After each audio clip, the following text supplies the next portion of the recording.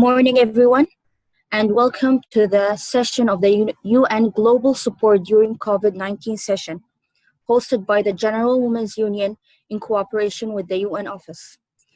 First, allow me to welcome Her Excellency Noura Suwaidi, Director of the General Women's Union, who joined us today to attend the session.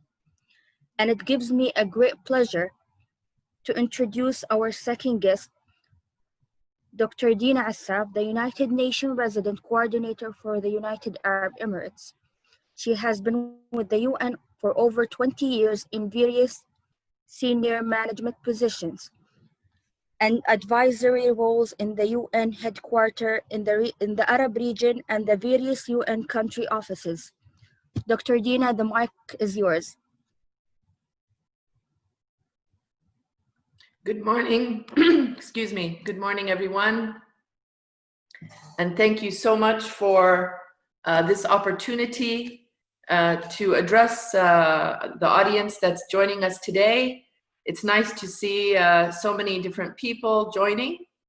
And I want to start off by thanking the General Women's Union and Her Excellency Noura Suwaidi, who is, as you said, with us today as the Director General of the General Women's Union, as well as Her Highness Sheikha Fatima bint Mubarak, Chairman of the General Women's Union and President of the Supreme Council for Motherhood and Childhood, and Supreme Chairman of the Family Development Foundation. It's really important for me to acknowledge this opportunity provided by the General Women's Union for me to speak to you today. As indicated in the introduction, I will be speaking to you today about our current situation, which all of us are very aware has changed many things in our lives, and how the United Nations is supporting the world and trying to address this issue in countries around the world. Let me start with a short presentation that will give you a framework of some of the key strategies from the UN side, and then we will open the floor for questions and any further comments from the audience. Let me just share my screen.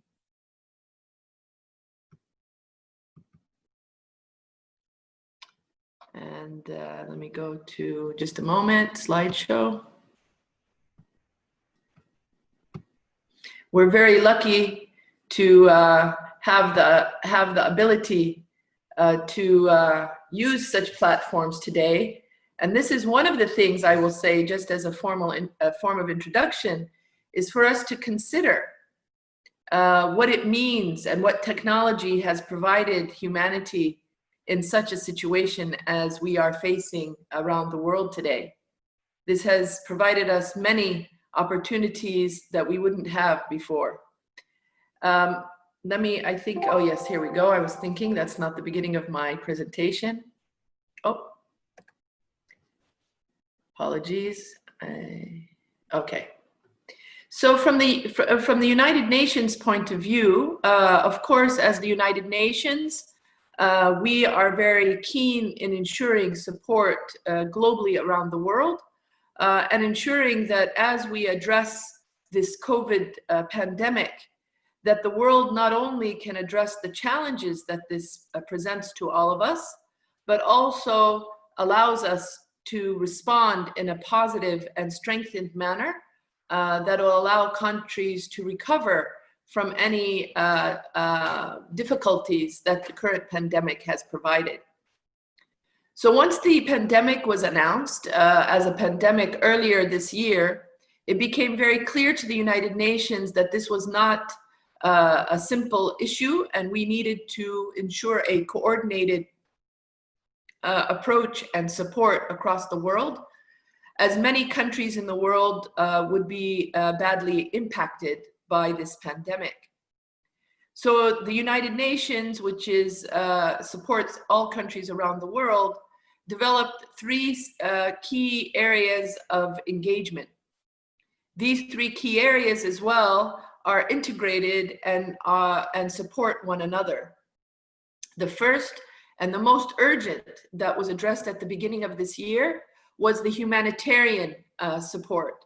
And what I mean by this is that it relates to countries that are in crisis, that are affected by this pandemic in a critical manner, which would impact people's lives immediately, meaning that people would die very easily if issues were not addressed, such as maybe food shortage related to the pandemic, or maybe the healthcare system is so weak that they're unable to address this pandemic.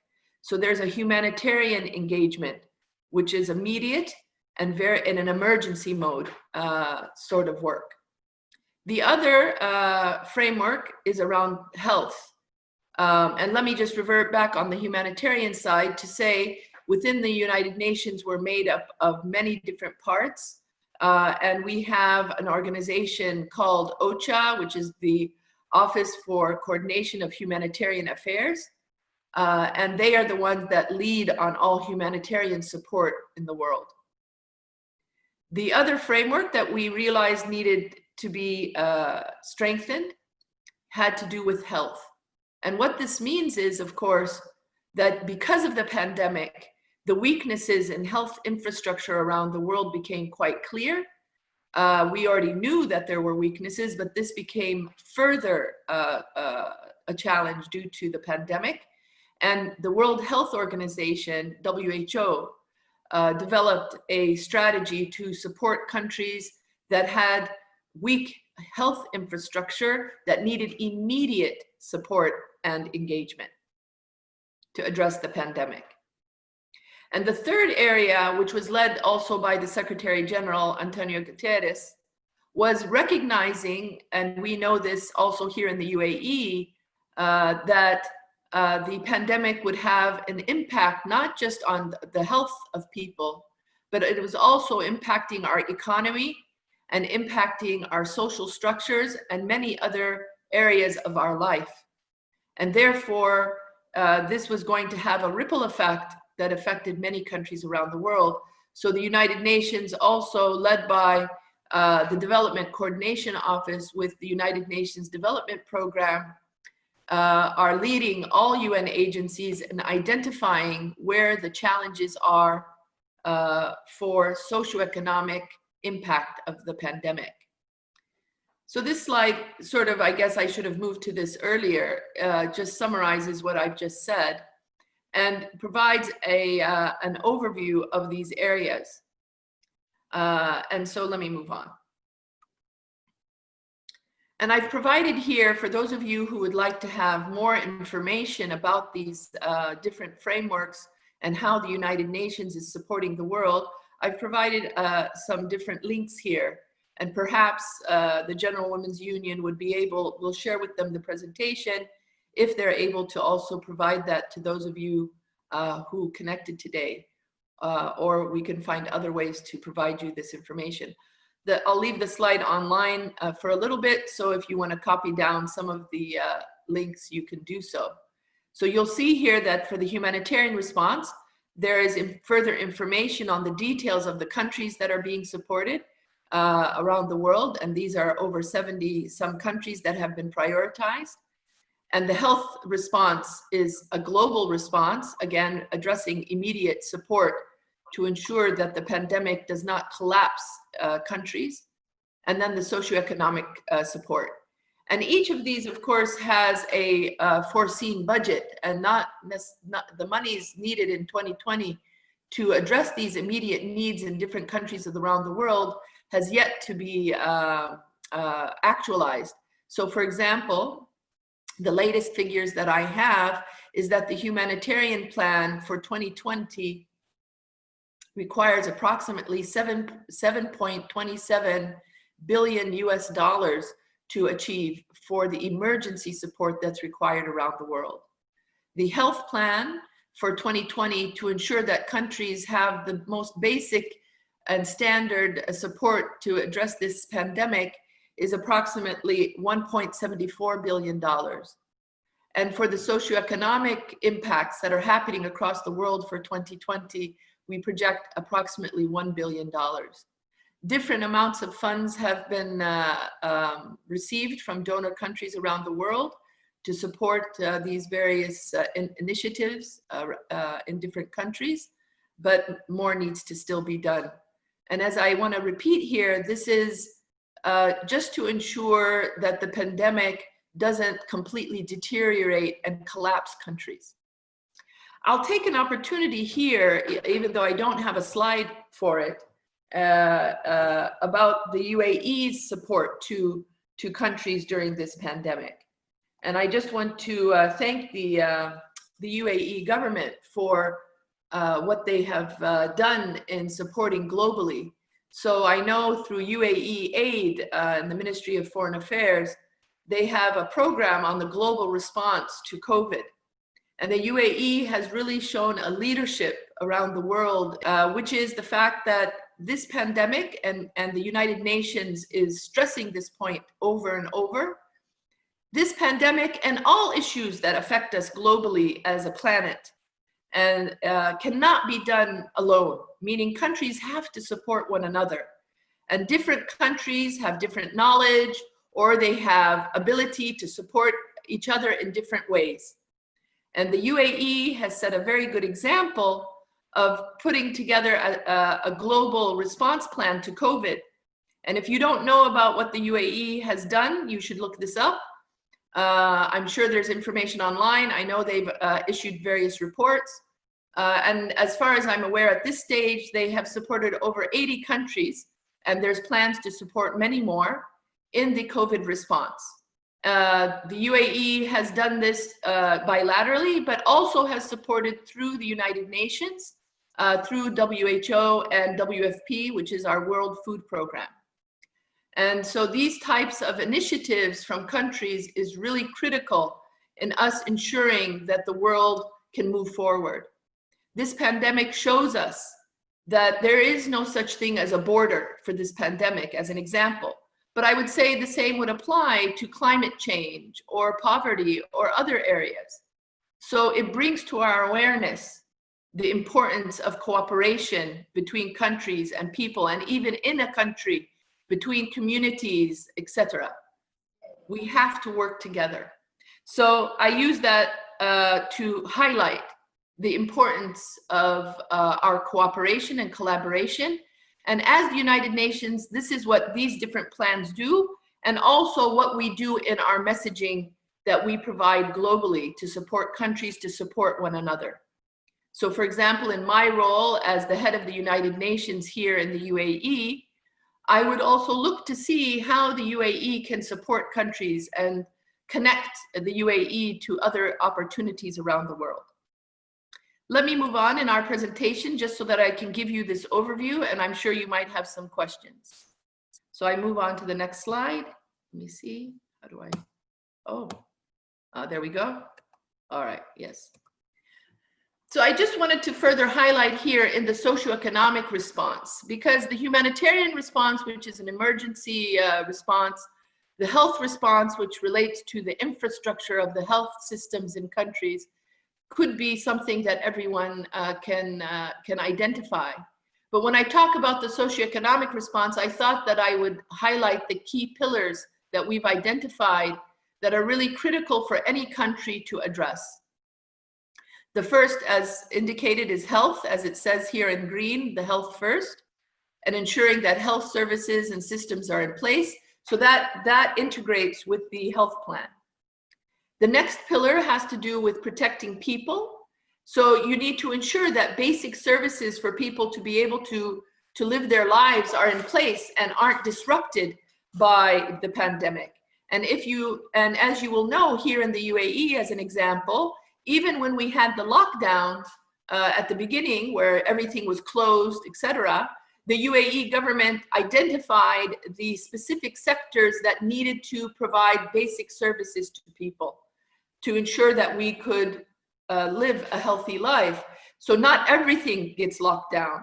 So you have to figure out what are those basic services and how do you protect people and how do you support people who their livelihoods have been cut off completely and maybe they can't even get access to food.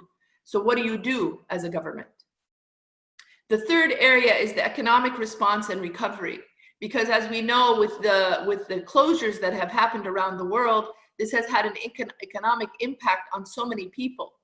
So how do you address it in the immediate, and how do you address it in the recovery afterwards to come back from this situation?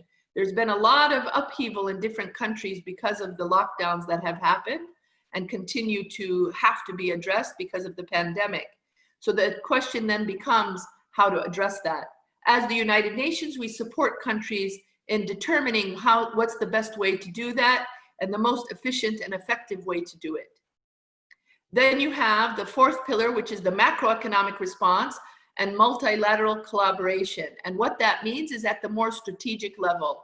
And I referred to the collaboration of countries. That's what multilateral collaboration refers to. It means the different countries coming together to support one another in this response.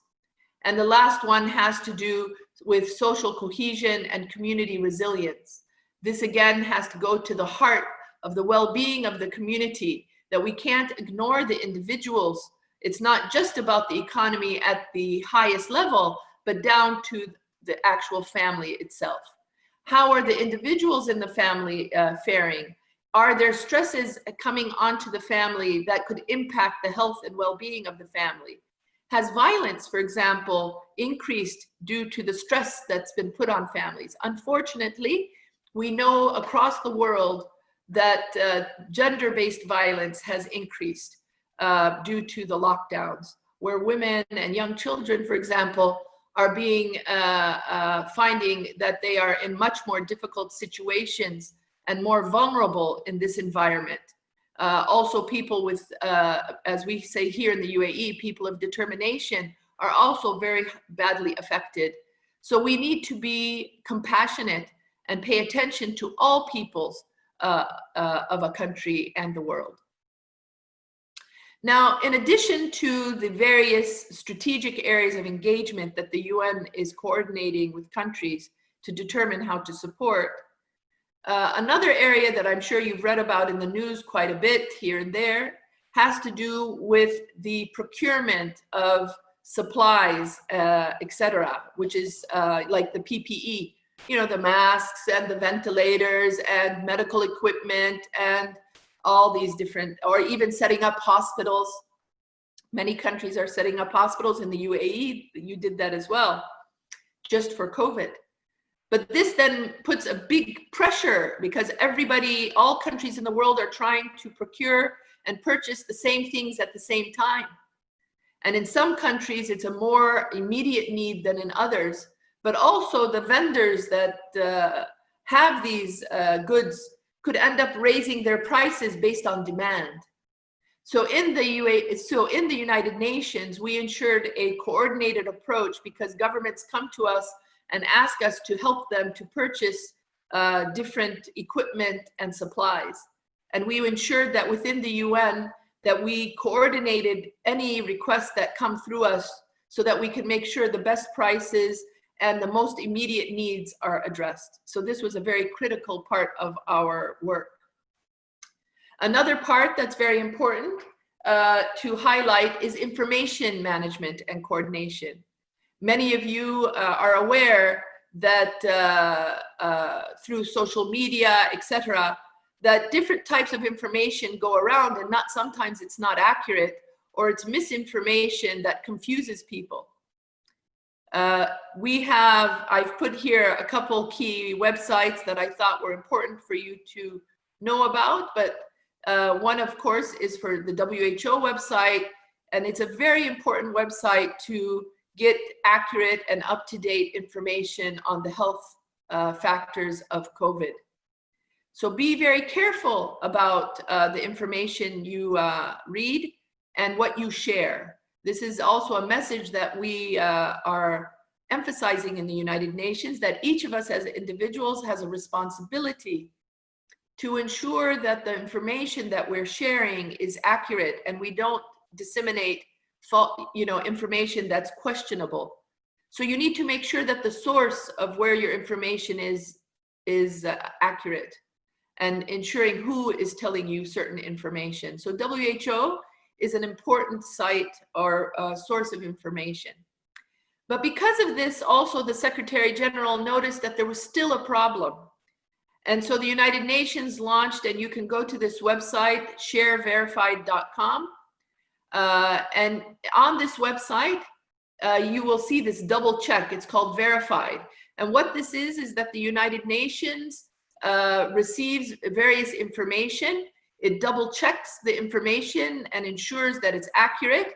If it's accurate, it will then put it on its website. It also has a Twitter account and Instagram, etc. And it will put this double check verified next to it.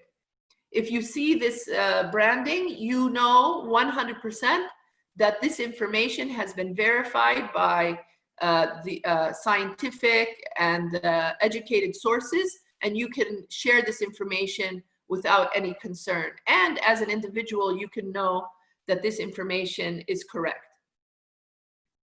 Now, I wanted to, I just have a few more slides and then I'll open it up for the discussion. But I wanted to stress here the Sustainable Development Goals.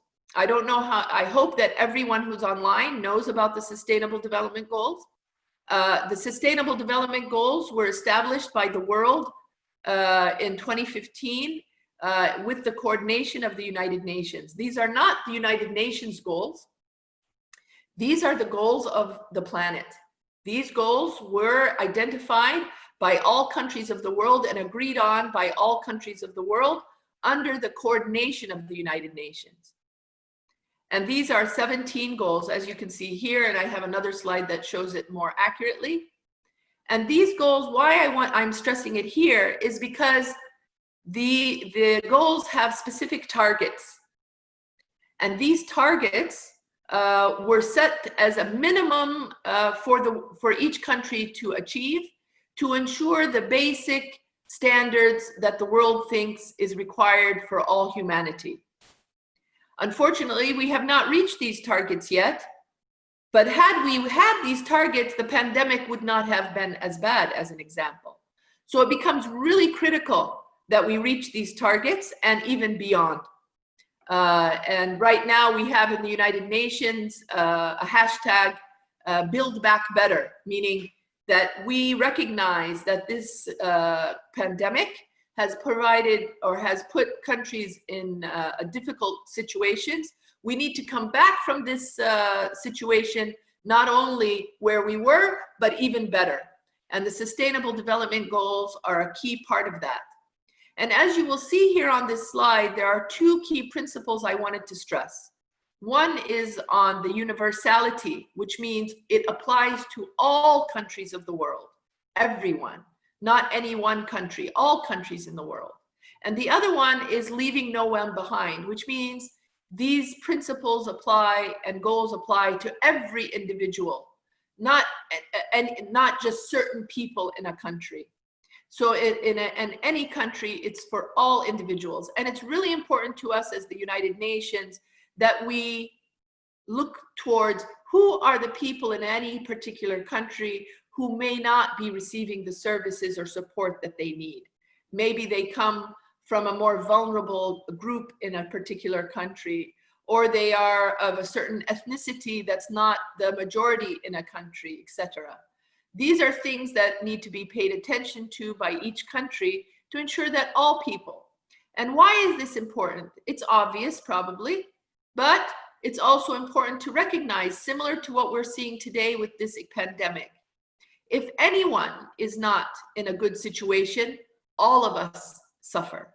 So for humanity to be able to move forward in a positive way, all people need to have basic services, basic, and I'm saying basic meaning it's the minimum, livelihood situations for the world to be able to progress. And these goals have helped us to identify where we see as the minimum standard for any country to move forward. And when all countries are in that situation, the whole world benefits. The whole world benefits. As we know here with this pandemic, if one country has a very bad health system and their country, the pandemic goes crazy in their country, it will continue to be the pandemic will continue to thrive, and it'll continue to come back to our countries as well. We won't be able to control it.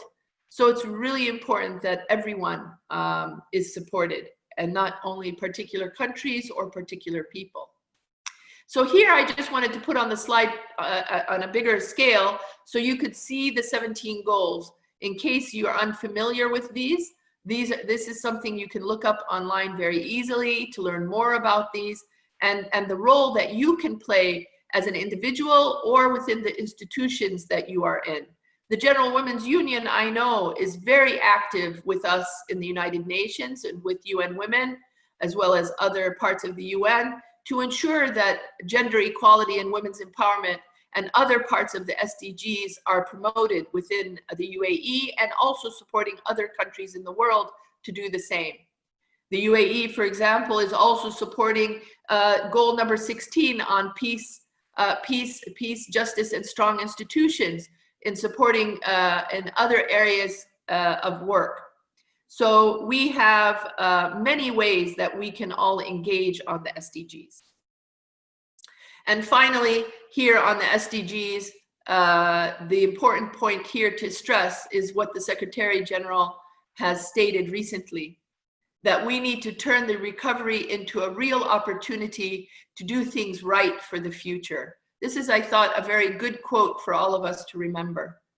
And we've also realized that this pandemic has had an impact on us that could take different areas of human development backwards to where we were in 1990. We don't want that to happen. And we as the United Nations want to help countries to recover from this pandemic and move forward in the most positive way possible.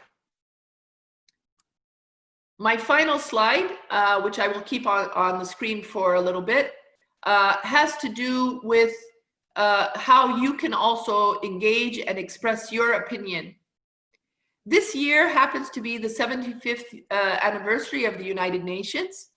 And prior to the pandemic, we had, as the United Nations, wanted to have a dialogue across the world on how we see what we say the world we want, and what do the opinions of the people around the planet have for the future of the world. Then the pandemic happened, and this became even more relevant. And so there's a survey, you see it on the bottom of the screen, un75.online. I would strongly encourage each of you right now to take out your iPhone or your smartphone or your computer, and make sure to log into this website. It's a survey that only takes a minute or two, but has a few key questions where you can express where you see the priorities for the world. And I really would like to see the UAE well represented in this survey, because the opinion of the UAE is also very important. So we're doing this survey around the world, so please pass this on also to your friends and family. But UN 75 is a reminder to us that as the world, we came together 75 years ago under the United Nations, saying that as the world, to be able to do better, we need to know how to cooperate and collaborate, and we need to help each other. And this is how the United Nations was created 75 years ago. So we're asking ourselves now, what else do we need to do, and how can we do that better? For those of you who are the next generation of leaders for the UAE and around the world, you have a very important role in taking us forward.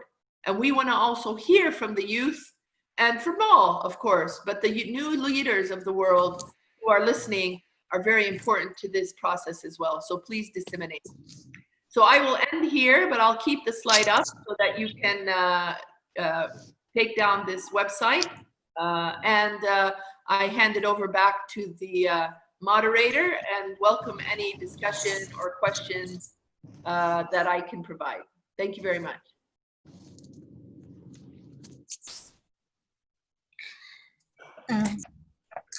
Thank you, Dina. I am Ghalia Al-Manna'i from General Women Union, the IT manager. First, I would like to send my apologies for the inconvenience that happened, and thank you for your great presentation. Regarding your discussion for the Sustainable Development Goal, one of the goals is regarding the education equality. I think maybe after COVID-19, we have to focus on educating the women for the cyber security, because now everything in demanding on the technology and the collaboration between all the country is required in this time. So this is only my, Very true, yes. So if anyone would like to ask Her Excellency Dina, just ask her. Yes. What I think would be interesting to hear from someone is, even if they don't have a question, because it doesn't have to be a question, is what is your view of what's going on and how do you see the recovery here in the UAE, for example? Are there certain areas that we need to focus on here in the UAE from your perspective? You mentioned one right now, the cybersecurity, but from your own personal experience and knowledge from where you're working or your family, are there certain things that we need to make sure that we address here in the UAE? So that would be interesting for me to hear from the audience.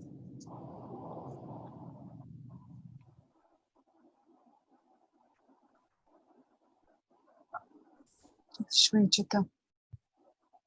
Okay.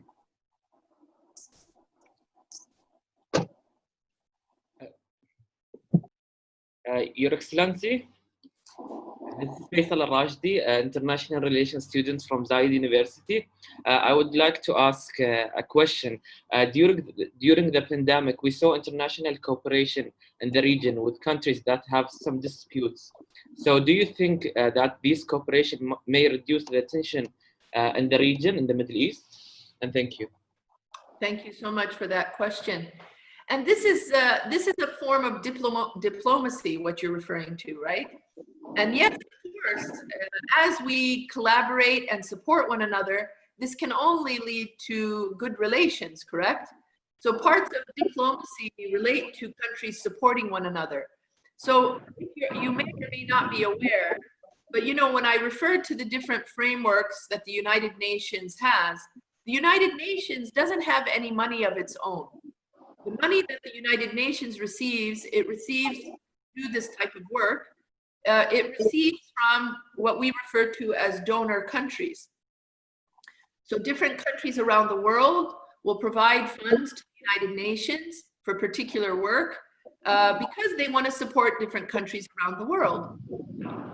And this is also a form of diplomacy. So what you're referring to is, I would say, yes, this type of support and collaboration can only bring positive relations. So it's a good question. Good luck for your studies as well. Thank you. Thank you.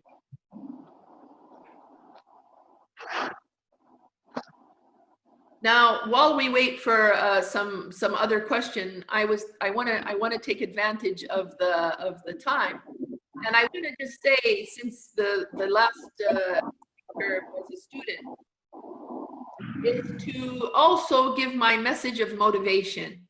It's really important to me to reach out to the new generations that are coming. As I've worked in my career now in the UN for well over 20 years, and I can tell you, time goes very fast. If you were to ask me, it's only because I'm telling you this that I think about it. Otherwise, I feel like I started working in the UN yesterday.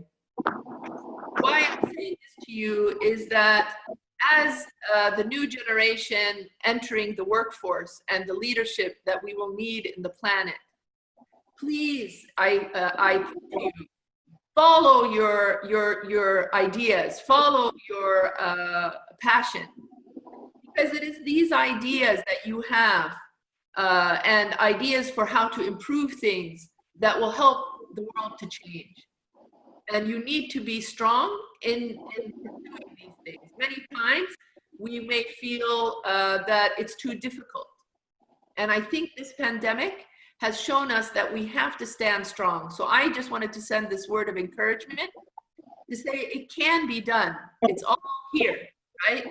And so I just wanted to send that word of encouragement to tell you to pursue your dreams and to pursue what you want to achieve.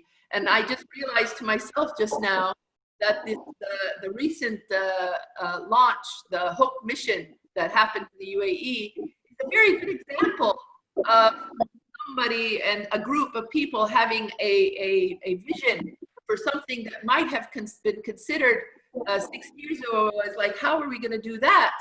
But it happened, it was achieved, and this is a big thing for us here in the region and for the UAE. So please keep that inspiration going. And UAE has a very good, I would say, reputation from my point of view for coming with excellent, innovative ideas that can help the world to move forward. So I encourage you to do that. But maybe there's some other questions. Sorry if I took too long on that.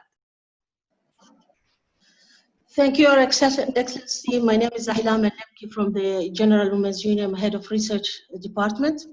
The information that you mentioned are very useful about the pandemic and the role of UN women, UN in general, and in this pandemic. I cannot agree more about what you've said. You've mentioned the importance of the source of information in getting the source of information. This is what we find it as a challenge among the women, that they need to be assured from where they get the source of information, how they deal with this pandemic. Again, you've mentioned during your presentation, and you've talked about the impact of the pandemic on the increase of violence against women. So I'm wondering if we can get this kind of research to be used so that we can benefit from this research to see the situation among United Arab Emirates and have some comparative studies with the different countries. In my insight, when you asked what we need to do in the United Arab Emirates, I think we are lucky here with the United Arab Emirates, with the government, who have been taking the initiative from the beginning of the pandemic and worked hardly to secure the citizens and all the people around the UAE.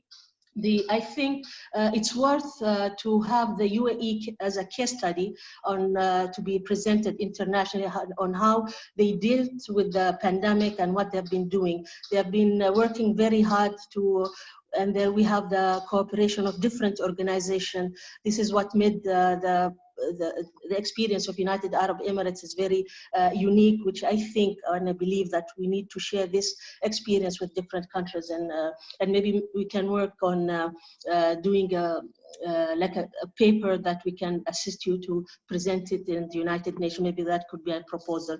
You also mentioned, which is I'm really interested about, the SDGs and how this pandemic will little bit reduce, maybe had side effect on the achievement of the goals, especially when we talk about the General Women's Union, we talk about goal number 5. So if you have any indicators or any research or any advices that we need here in UAE to take in consideration, we would appreciate your inputs in this regard. Thank you very much. Excellent. These are excellent interventions that you just had, and summarizing some of the key points for the UAE.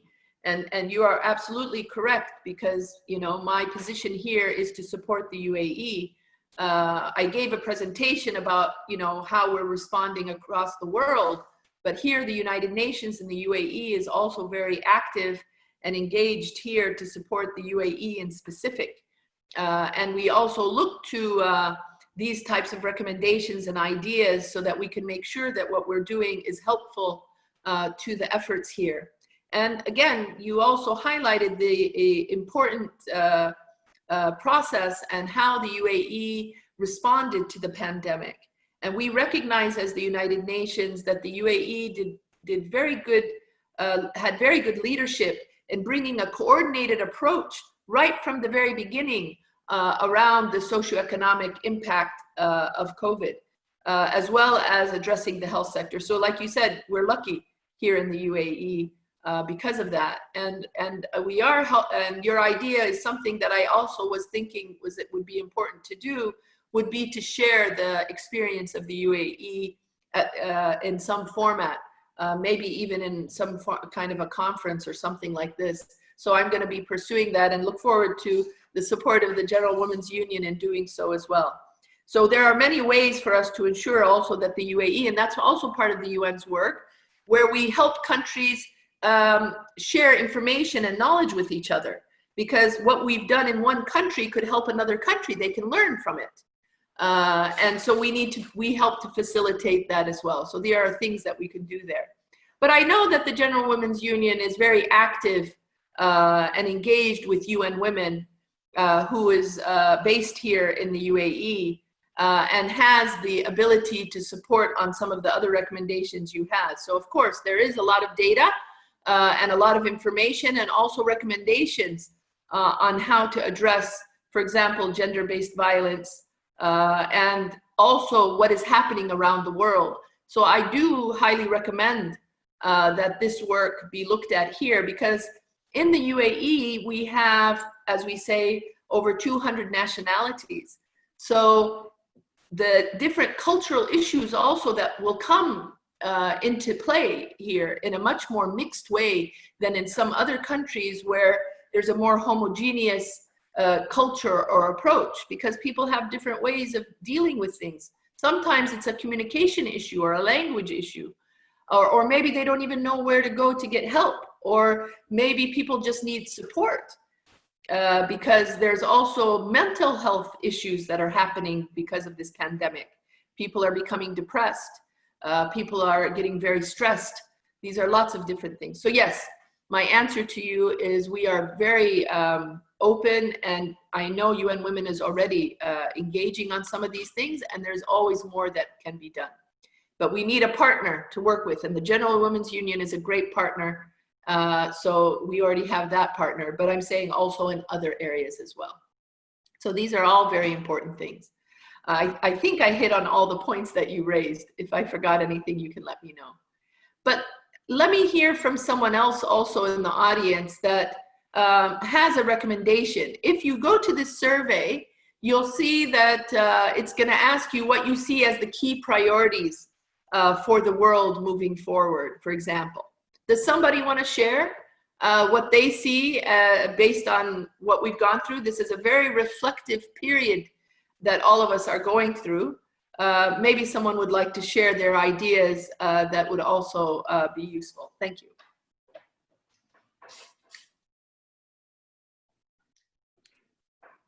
Dr. Dina, hello. This is Hannah from UN Women. Thank you so much for your excellent presentation.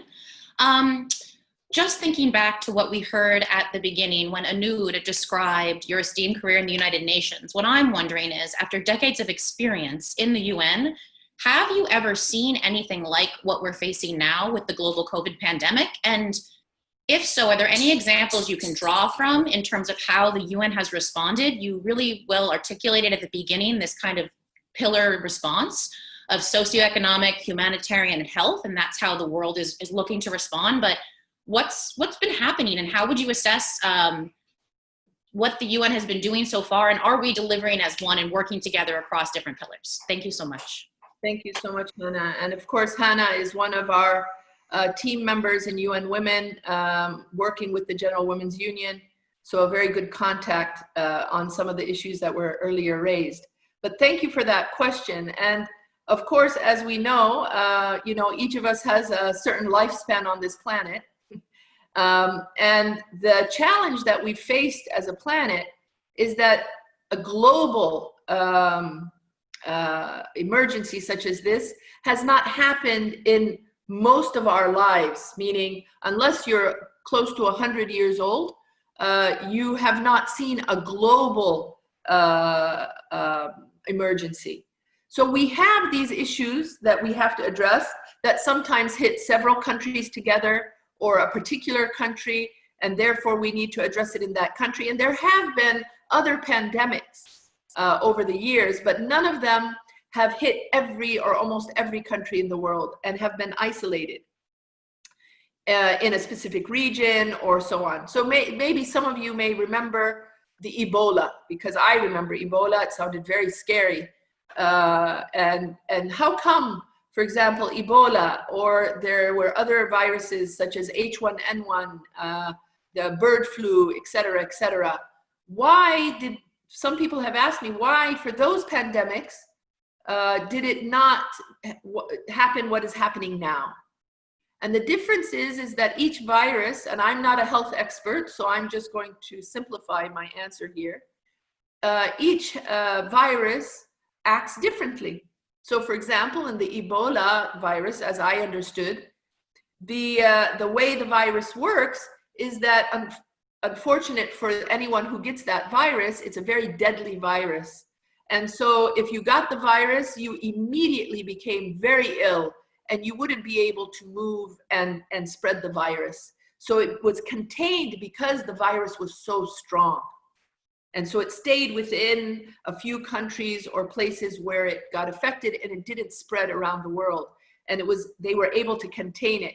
And if any of you remember from that time, I remember seeing on the news, you know, people going to those countries from WHO and other health organizations to support, and they would be wearing full suits, you know, completely covered like they're going to the moon to protect themselves from the virus, because if you got it, you most likely would not live. It was a very difficult virus, but it was contained in a few countries.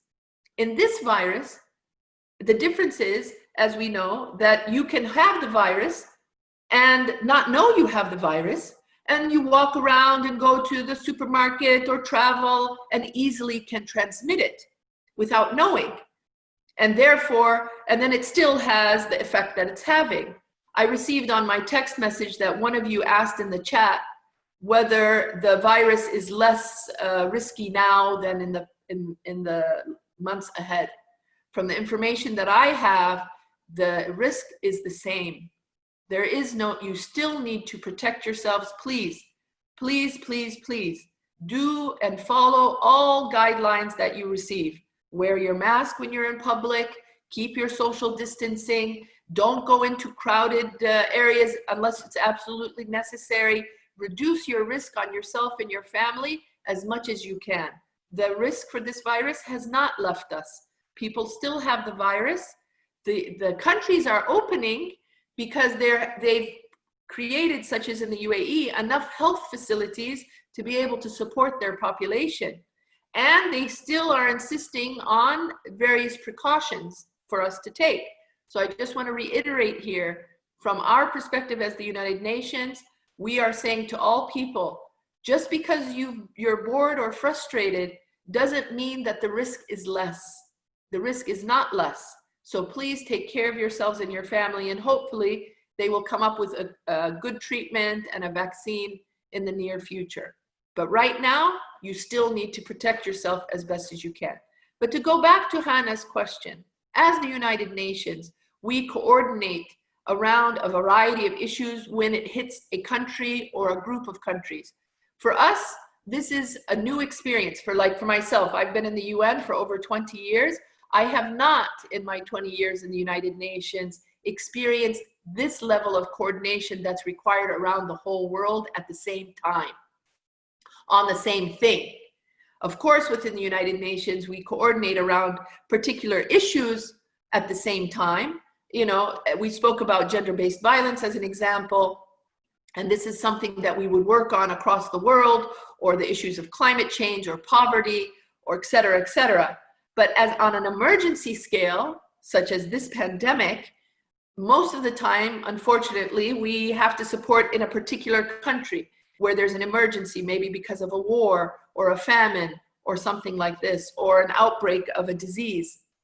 But having something that hits all countries at the same time has brought another level of complexity to the support that is needed for countries, because everybody has an emergency at the same time. So the countries that support financially other countries to when there's an emergency of some kind, they too are being impacted. Therefore, it becomes also difficult for them to support. So this is why I also was stressing the UAE's important role in supporting countries. So to answer Hannah's question, this is a unique experience in the sense that we're having a global coordination and we need to work across the whole world at the same time. And that's why the collaboration of countries and the sharing of knowledge and know-how across countries, etc., becomes that much more important. I hope that answers that question. Anyone else? Your Excellency, I have one more question, and sorry for having the opportunity twice. No, it's okay. What's your view about the new normal lifestyle? Do you think our life will be back, or we will have like a new normal, as people say, as the new term that we are having now? It is an interesting term that they're using, the new normal. And none of us are fortune tellers, for good or bad, that it may be. But I do think on a professional and personal level, and I think each of us has our own thoughts on this, that at least for some time, we will have to be additionally cautious. And so it will have impacts on how we do things. And you as an individual will need to decide what level of risk you are willing to take. But this also means we need to find ways to connect again and work together as human beings, because we can't lock ourselves up in our homes forever. That doesn't make any sense. So again, this is why I think they're using this term new normal, meaning we want to be able to engage and be together as human beings again. But we're going to have to determine what's the best way to do that so that we feel safe as individuals, but also our communities stay safe. So this is where creativity comes in. And this is where innovation comes in. So yes, some things will have to change. And people are already looking to see how to do that. And I was thinking it could even work to our advantage in different ways. For example, we are dealing with this pandemic, which is, contracted through, they tell you wash your hands because of the germs that can come, the virus can come on your hands. Oh, my screen froze from what I can see. Can you still hear me? Am I still, yeah. Yeah, I can hear you, but yeah, it's back now.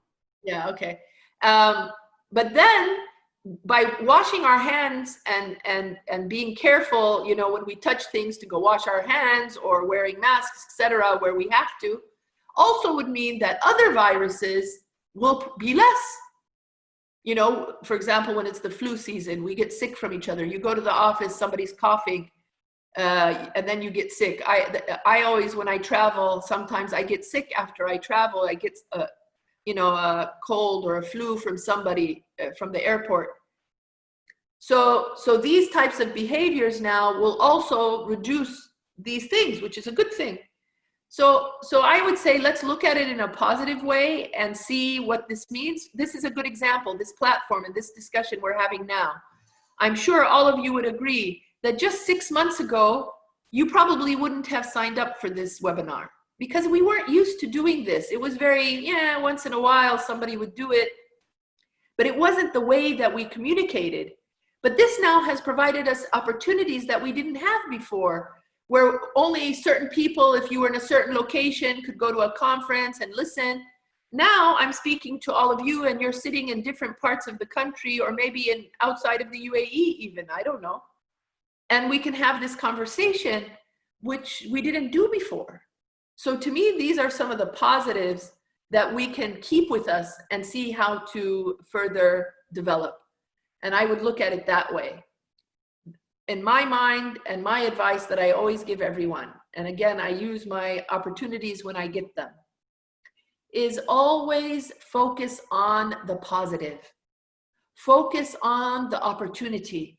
Focus on the creativity and the good that's in people. And that will propel us forward in the direction that we want to go. To me, this is how we do things. We're in a challenge now.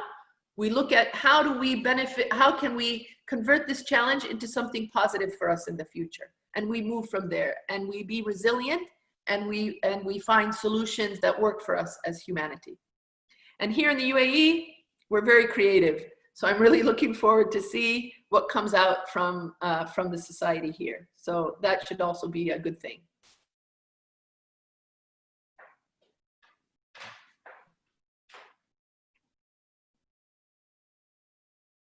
Anyone else?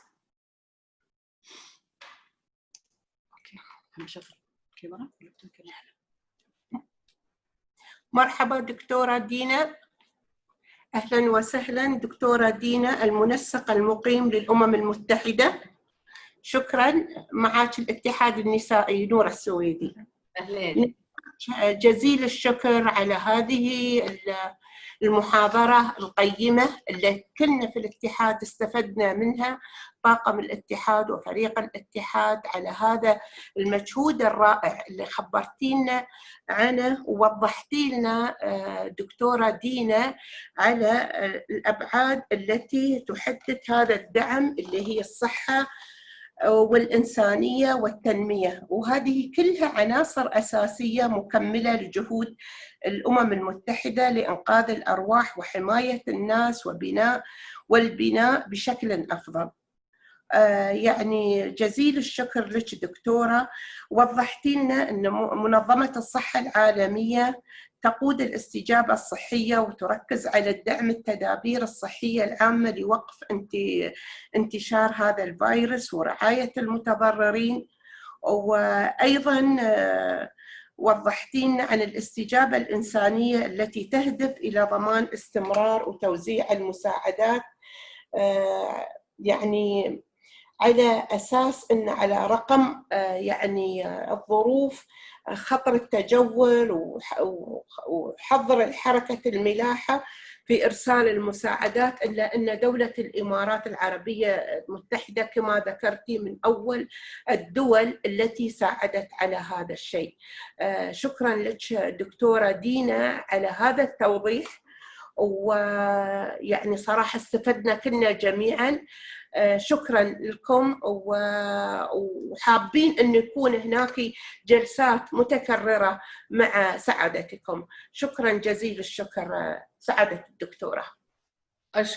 أشكرك كمان على هذه الفرصة، وطبعا احنا موجودين في أي وقت وممكن ندخل في تفاصيل في مواضيع مخصصة، وكمان ممكن كمان نجيب جهات مختلفة من الأمم المتحدة إنها تعطي محاضرات في مواضيع اللي بتحبوها. فهذه من الأشياء المهمة بالنسبة لنا، إنه مش بس إنه نعطي محاضرات أو معلومات عامة، بس برضو إنه ندخل في التفاصيل ونتحدث مع المهتمين في هذه المواضيع، على أساس كمان التوعية كمان والتعليم للكل.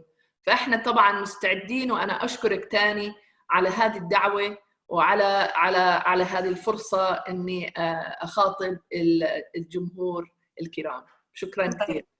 شكرا يا دكتورة، وإن شاء الله سوف ننسق معكم في وضع برنامج، على يعني نعمل برنامج معاكم الله يحفظك، وننسق فيما بيننا في الأمور اللي تختص جميع المنظمات اللي أنت طال عمرك تكونين مسؤولة عنها هني في دولة الإمارات، حتى يستفيد الكل منها، سواء طلبة جامعات أو مرأة عاملة في كل المجالات. الله، فإن شاء الله سوف ننسق مع سعادتكم.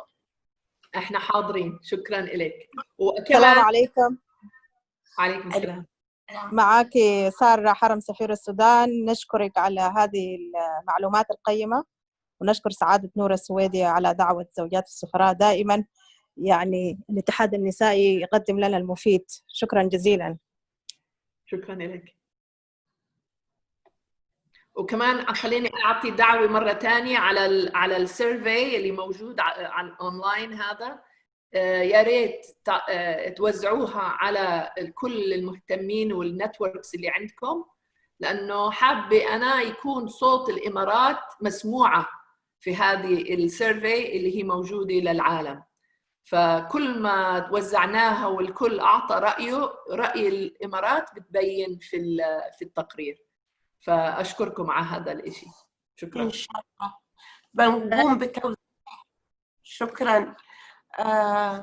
أيضا نشكر يعني حرم سيدات السلك الدبلوماسي على نشاطهم ومتابعتهم للأحداث، ودائما معانا يعني دائما سيدات السلك الدبلوماسي الله يحفظهم متواجدين ويانا. احنا عندنا السيدة دينا مبادرة اللي احنا دائما نسعى لها، و هي فور شي، يعني ان شاء الله يعني نعمل معاكم برنامج آخر ثاني بموضوع هاي المبادرة إن شاء الله بالتعاون معكم إن شاء الله. ويمكن دولة الإمارات الدولة أول دولة سمو الشيخ عبد الله بن زايد وقع على هاي المبادرة، فنريد نفعل هاي المبادرة. مبادرة مهمة جدا، وفي مبادرات مختلفة ممكن الإمارات تقوم فيها، بس هذه الهي فور شي مع اليوان وومن من المبادرات المهمة. نعم، ونشكر بعد اليو ان وومن صراحة لأن دورهم كبير عندنا هني في الاتحاد، ودائما يعني ما يقصرون معنا فريق العمل اللي موجود في اليو ان وومن. طبعا مهمين جدا. شكرا دكتورة، شكرا. So if there is no further questions, allow me to wrap up by thanking Dr. Dina Assaf for highlighting the tremendous efforts of the UN to overcome the COVID-19 around the world. And if there is anything anybody would like to add, please, before we wrap up.